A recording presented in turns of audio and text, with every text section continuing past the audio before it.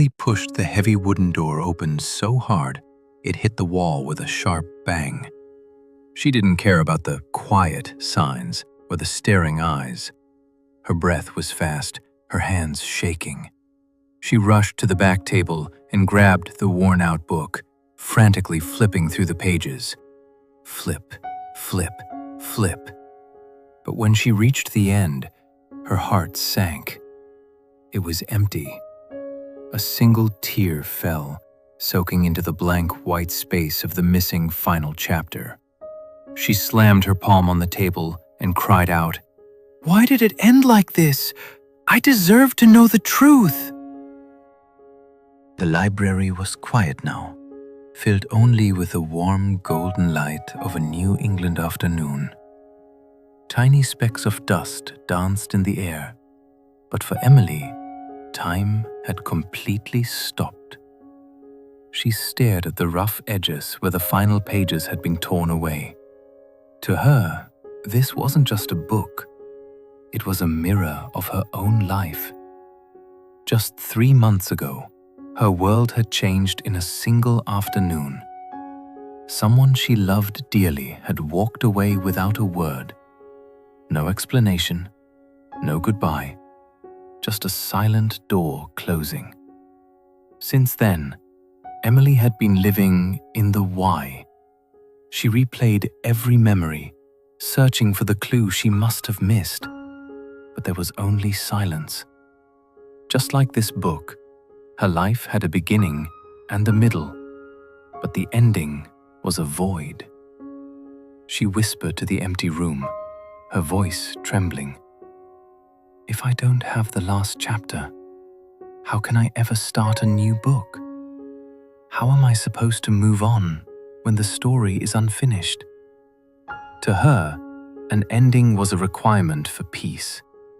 She felt stuck in the silence of those missing pages, unable to move forward because she was still waiting for words that would never be written.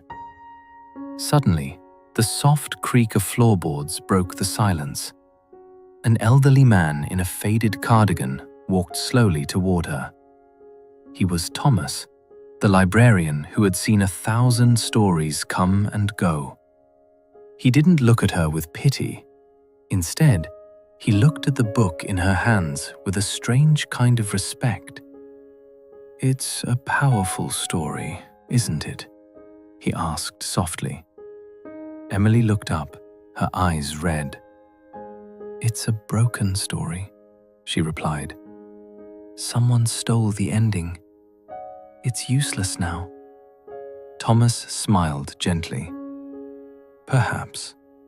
Or perhaps it is a story that finally trusts you to breathe."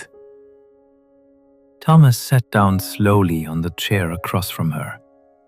He didn't offer a tissue. He didn't say, "Everything happens for a reason."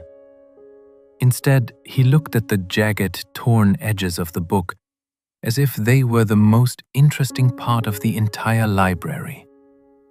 "I have a request, Emily," he said, his voice as steady as the old oak trees outside. "I want you to read the final chapter out loud to me. Right now." Emily stared at him, her eyes wide with frustration. "Is this a joke? Thomas, look! There is nothing there. It's just air.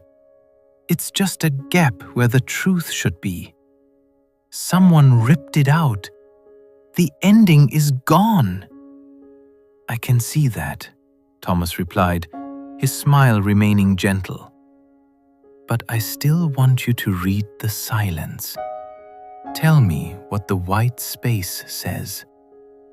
"You're being ridiculous," Emily snapped, her voice echoing off the high ceilings. "I am trapped in this moment because I don't have the answers. I can't move on because I don't know why they left. I deserve a reason. I deserve a conclusion." Thomas waited. He let her anger hang in the air until it grew heavy and eventually began to fade. the library returned to its deep, natural quiet. We often treat closure like a key that someone else holds, Thomas said softly. We sit outside their locked door, shivering in the cold, waiting for them to come out and tell us why they turned the lock. We think we can't leave the porch until we get that answer. We think their explanation is the only thing that can set us free. He leaned forward, pointing to the blank space where the chapter used to be. But look at this, Emily. Silence is not an absence of language. It is a language of its own. These white pages aren't a mistake. They are the author's way of saying, I have said enough. Now it is your turn. Emily looked down at the book. The anger in her chest felt like a fire that had finally run out of wood. Closure isn't something you receive from someone else, Thomas continued. It's not a final conversation or a perfect explanation. Closure is the moment you stop asking why and start asking, what now? These blank pages are a gift of freedom. They mean you are no longer a character in a story someone else abandoned. You are now the author of the story that comes next. Emily stayed quiet for a long time. She ran her fingers over the empty space. For the first time, the nothing didn't feel like a hole. It felt like room to breathe.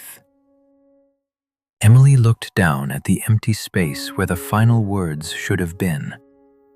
For so long, she had treated her life like a math problem, believing that if she could just find the missing variable, the equation would finally make sense. She felt as though she was trapped in the middle of a sentence that would never end, waiting for a period that someone else had forgotten to write.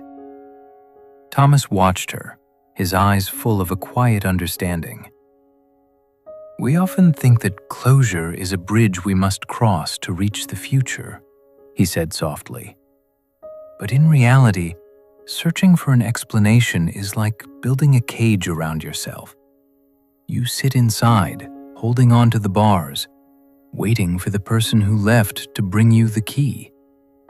You believe that their why is the only thing that can set us free. You make your happiness a prisoner of their honesty. He gestured toward the tall library windows, where the afternoon sun was beginning to dip below the horizon. But look at the sky, Emily. The sky doesn't ask the clouds why they move, or the wind why it blows. It doesn't demand an answer before it allows the stars to shine. The unknown isn't a hole you fall into. It is the vast, open sky.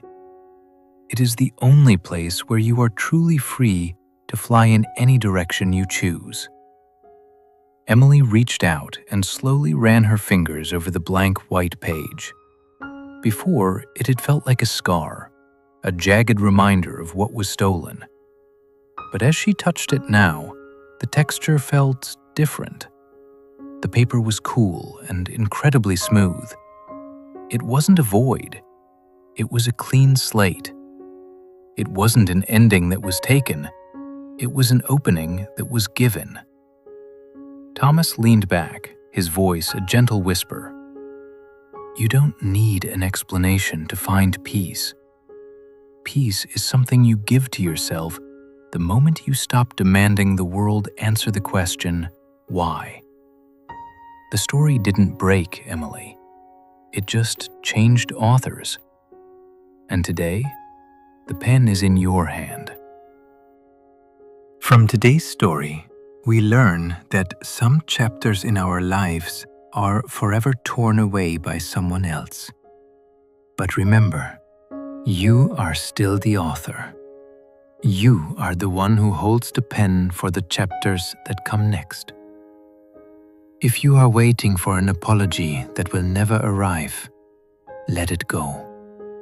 Comment, "I choose peace," to close that old chapter for yourself today. Stay calm and let the white pages be your new beginning.